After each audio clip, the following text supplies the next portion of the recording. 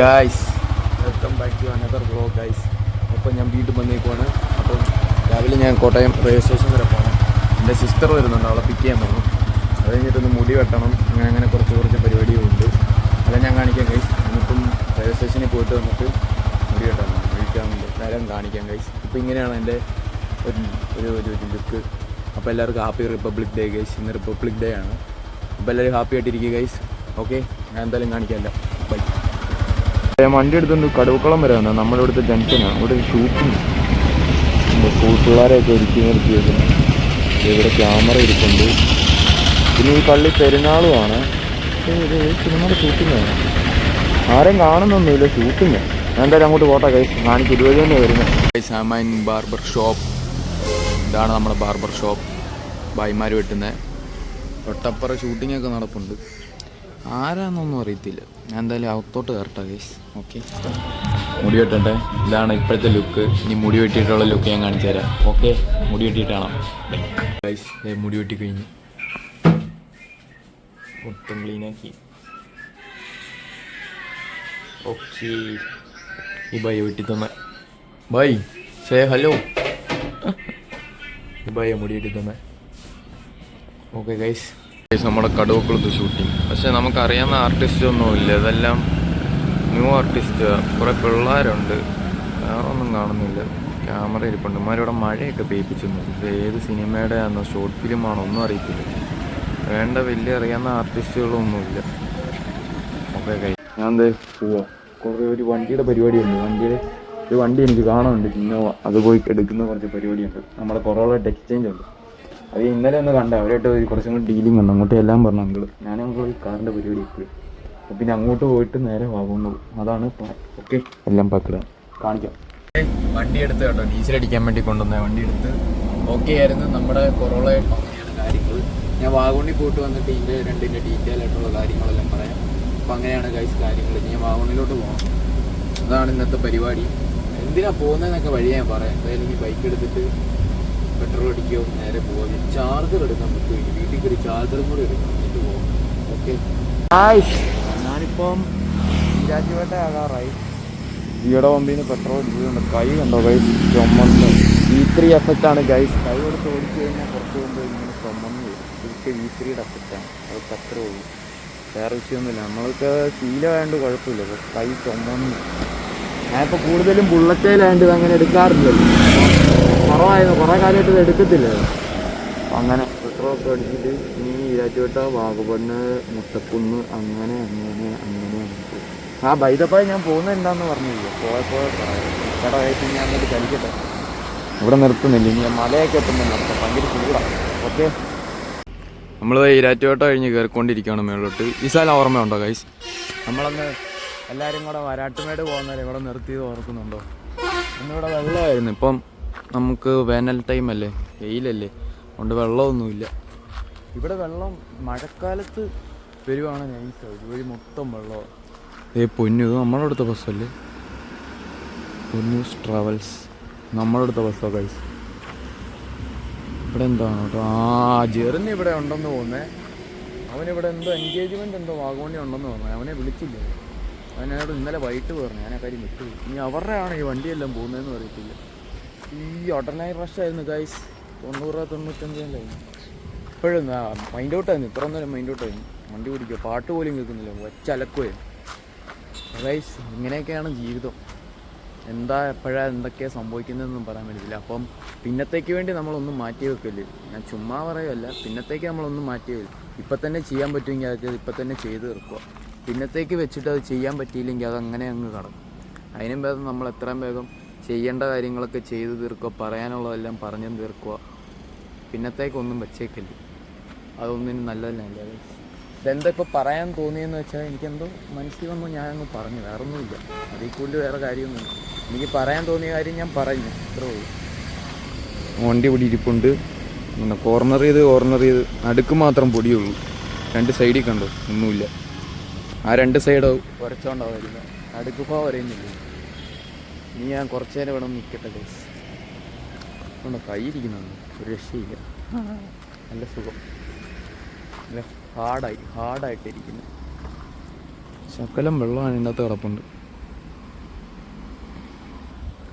എന്നാൽ വണ്ടി മൂവായിട്ട് അങ്ങോട്ട് പോട്ടെ ഗൈസ്. നമ്മളിവിടെ എത്തി. വെയിലുള്ള ടൈം ഈ വാഗോൺ ഇങ്ങനെ ഇരിക്കുന്നു. മറ്റേ ജാഗ്വാർ ചാടത്തില്ലേ, അതുകൊണ്ട് അവിടെ ഈ ബിൽഡിങ്ങിൽ ഈ എയർപിന്നെ കയറി അവിടെ ചെല്ലുമ്പോൾ അതാകും.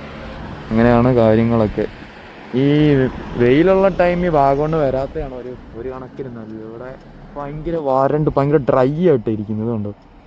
ആ കടവക്കുളത്ത് അവന്മാർ മഴയത്ത് വെള്ളം ചീറ്റിക്കും.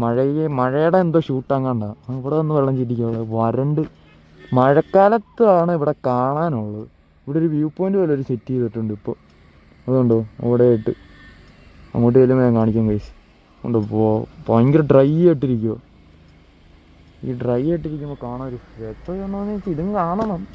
ഞാൻ കഴിഞ്ഞ ആഴ്ച ഒന്ന് വന്നത് കേട്ടോ. ഈ വൈദപ്പായി ഞാനിപ്പോൾ പോകുന്നത് നമ്മുടെ മെയിൻ പടി കേബായി ഇല്ലേ, കേബായി അബ്രോഡ് പഠിക്കാൻ പോയായിരുന്നല്ലോ.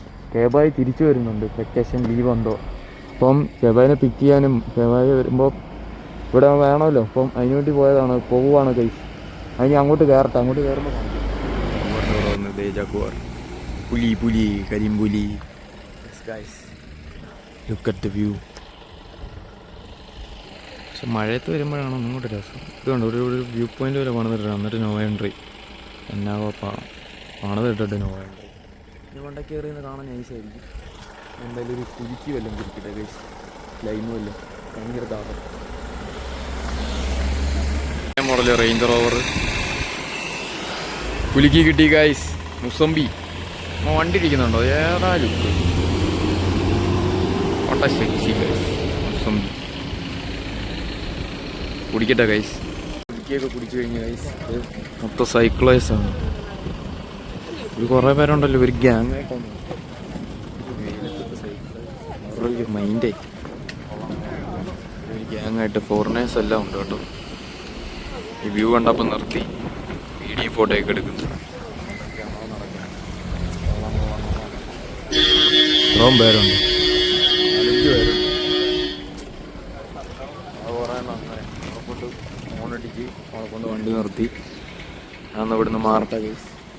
അപ്പം അന്ന് പരാട്ടുമേട് പോയില്ലേ, അന്ന് ഈ വഴി മുട്ടക്കുന്ന് വഴി നേരെ താഴോട്ട് ഇറങ്ങി ആ വഴി ഉണ്ടോ ബൈക്ക് ഇറങ്ങി വരുന്നത്. ആ വഴി പോകുന്നത് അന്ന് പാലൊഴുകുംപാറയാണ്. ഇതാണ് മിനി സ്വിറ്റ്സർലാൻഡ് ഓഫ് വാഗമൺ. ഭയങ്കര ഡ്രൈ ആയിട്ട് കിടക്കും എല്ലാ സ്ഥലവും. വഴിയെല്ലാം വഴിയുണ്ട്. വഴിയൊക്കെ കയറി ചെന്ന് ഏതെങ്കിലുമൊക്കെ മുട്ടക്കുന്നേ കയറാം. വണ്ടി ബൈക്ക് ഓടിയിരിപ്പുണ്ട്. ഇവിടുന്ന് 2 മാങ്ങയൊക്കെ കഴിച്ച് നിൽക്കുമായിരുന്നു. അങ്ങോട്ട് പോകുന്ന വഴിക്ക് ഒരു ഗുഹയുണ്ട്. പിന്നെ ഈ 5 ഉരുളിയൊക്കെ പോലത്തെ ഒരു ഗുഹയുണ്ട്. ഇടനാ ആ വഴി അങ്ങോട്ട് കയറി പോകുമ്പോൾ പണ്ട് ഞാൻ പോയിട്ടുണ്ട്. നല്ല രസമാണ്. കുറച്ച് ഓഫ് റോഡൊക്കെ ചെയ്ത് താഴെ വരെ പോയി ഗുഹയൊക്കെ കണ്ടിട്ട് ഇങ്ങ് കയറി വരാം. അപ്പോൾ പിന്നെ ഒരു സമ്മാരമൊക്കെ ആയിട്ട് വരുമ്പോൾ എപ്പോഴേലും പോകും. വ്ളോഗ് സ്റ്റാർട്ട് ചെയ്തിട്ട് ഞാൻ പിന്നെ അവിടെ പോയിട്ടില്ല. അതിന് ഒരു മഴക്കാലത്തെയാണ് അവിടെ പോയത്. അട്ടയെല്ലാം കടിച്ച് ഭയങ്കര അട്ടയെല്ലാം കടിച്ച് ഞാനും കേബോയി കട പോയിട്ടുണ്ട്. നൈസ് സ്ഥലം അത്. ഒരു കുഞ്ഞു ഗുഹ, ഒരു 1.5 കിലോമീറ്റർ ഉണ്ട് ആ ഗുഹ. നൈസ. അതിനകത്ത് വെള്ളം മഴ പെയ്യുമ്പോൾ വന്നാലേ ഉള്ളൂ രസം. ഇനി അങ്ങോട്ട് പോകുമ്പോൾ ഒരു വ്യൂ പോയിൻ്റ് ഉണ്ട്, അവിടെ ചെല്ലുമ്പോൾ ഇനി കാണിക്കാം. ഞാൻ പറഞ്ഞ അടുത്ത വ്യൂ പോയിൻ്റ് പിന്നെ മണ്ടയ്ക്കൊന്നും ഒരു നല്ല വ്യൂ ഉണ്ട്. പക്ഷെ അവിടെ മൊത്തം കപ്പിൾസാണ്. അപ്പം ഞാൻ ഇതിൻ്റെ ഇടയ്ക്ക് നിന്ന് കയറുന്ന മോശം, അതുകൊണ്ട് അവിടെ കയറിയില്ല. നല്ലൊരു വ്യൂ പോയിൻ്റ് ആക്കി. ഇത് കഴിഞ്ഞിട്ട് പിന്നെ വ്യൂ പോയിൻ്റ് എന്ന് പറയാനൊന്നുമില്ല. ഇത് കഴിഞ്ഞ് ഒരു കുത്തനെ ഇറങ്ങി ചെല്ലുന്ന ഒരു ചെറിയൊരു സിറ്റി ഉണ്ട് അവിടെ. പിന്നെ അവിടെ നിന്ന് അങ്ങോട്ട് പോകുമ്പോൾ നമ്മുടെ ലൂസിഫർ പള്ളിയുണ്ട്. എമ്പുരാൻ ഷൂട്ട് ചെയ്ത, ലൂസിഫറൊക്കെ ഷൂട്ട് ചെയ്ത ആ ഒരു പള്ളിയുണ്ട്. അത് അവിടെ ചെല്ലുമ്പോൾ കാണിക്കാം. ആ പള്ളി അവിടെ ഉണ്ട്. പൊളിച്ച് ഷൂട്ടിങ്ങിന് വേണ്ടി പൊളിച്ച് ആദ്യം ലൂസിഫർ, പിന്നെ എമ്പുരാന് ചില ചോട്ട പള്ളിയിലാണ്. എമ്പുരാൻ്റെ അകത്തും ആ പള്ളി കാണിച്ചിട്ടുണ്ട്. മഞ്ജു വാര്യരും മോഹൻലാലും വന്നിരിക്കുന്നൊരു പള്ളിയാണ്. അപ്പം അങ്ങനെയൊക്കെയാണ് കാര്യങ്ങൾ. നിങ്ങൾ ഈഗിൾ ഗെയിമിൻ്റെ വിഷയമൊക്കെ പറഞ്ഞായിരുന്നു. അതൊക്കെ എന്തായിരുന്നു കഴിച്ച് നമ്മുടെ ഈ കൊച്ചു കേരളത്തിൽ നടക്കുന്നത്? ഇവനെയൊക്കെ എന്നാ ചെയ്യേണ്ടത്? എൻ്റെ പൊന്നു കേസ് ഒന്നും പറയുന്നില്ല. ഇങ്ങനെ നമ്മുടെ വീടിൻ്റെ അടുത്തുള്ള എവിടെയെങ്കിലും വെച്ച് വ്യൂ പോയിൻറ്റോ സൺസെറ്റോ നമുക്ക് പോയിരുന്ന് കാണണം. ഈ തിരക്കിൽ നിന്നൊക്കെ മാറി മനസ്സിനൊക്കെ ഒരു ആശ്വാസം കിട്ടും.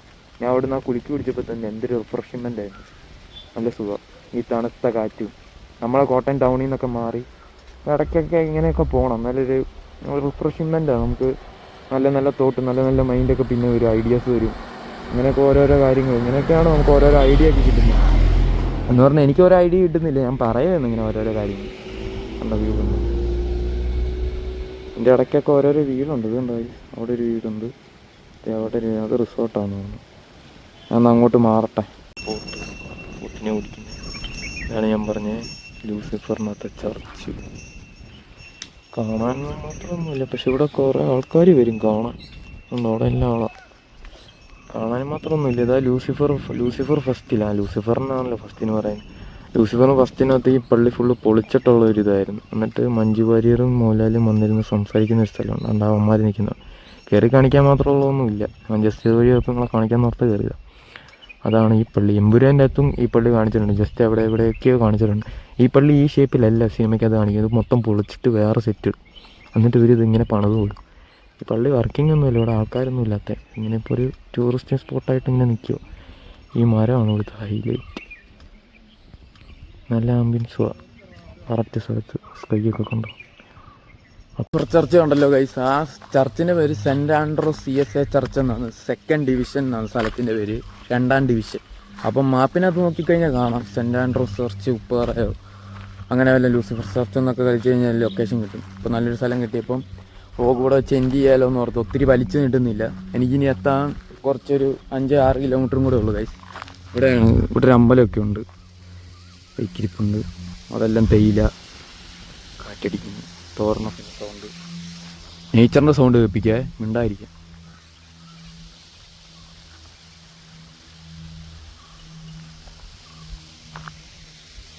ഫ്ലൈറ്റ് പോകുന്നുണ്ടെന്ന് തോന്നുന്നു, ഫ്ലൈറ്റിൻ്റെ സൗണ്ട്. ഓ സ്കൈ നോക്കൂ guys, what A beautiful evening guys. It's good. അപ്പോൾ ഗൈസ് ഇതായിരുന്നു ഇന്നത്തെ. എല്ലാവരും കണ്ടല്ലോ, എല്ലാവർക്കും ഇഷ്ടപ്പെട്ടെന്ന് വിചാരിക്കുന്നു. അപ്പം ഇനി കേബായ് വരുന്നത് എന്നാന്ന് ഞാൻ പറഞ്ഞല്ലോ, നമ്മുടെ മെയിൻ പടിയായി കേബായ് വരുന്നുണ്ട്. ഇപ്പോൾ കേബായിനെ പിക്ക് ചെയ്യാനും അങ്ങനെ കുറച്ച് പരിപാടിയും ഒക്കെ ആയിട്ട് ഇങ്ങോട്ട് വന്നതാണ്. കഴിഞ്ഞ ആഴ്ച ഇതുപോലെ വന്നു, പക്ഷേ ഈ ആഴ്ചയാണല്ലോ വ്ളോഗ് റീസ്റ്റാർട്ട് ചെയ്തത്. അപ്പം അതൊന്നും എടുക്കാൻ പറ്റിയിട്ടില്ല. അപ്പോൾ ഇനിയുള്ള ഡെയിലി 3 വ്ളോഗാണ് ഞാൻ പ്രതീക്ഷിക്കുന്നത്. കുറച്ച് ഷോർട്സും പറ്റുന്ന പോലെയൊക്കെ എന്നെ കൊണ്ട് പറ്റുന്ന പോലെയൊക്കെ ഞാൻ ചെയ്യും, ഇടും. അതാണ്. അപ്പം വീഡിയോ ആയിട്ട് വീണ്ടും ഒരു കിടിലൊരു വീഡിയോ ആയിട്ടും കാണുന്നവർക്കും ബൈ.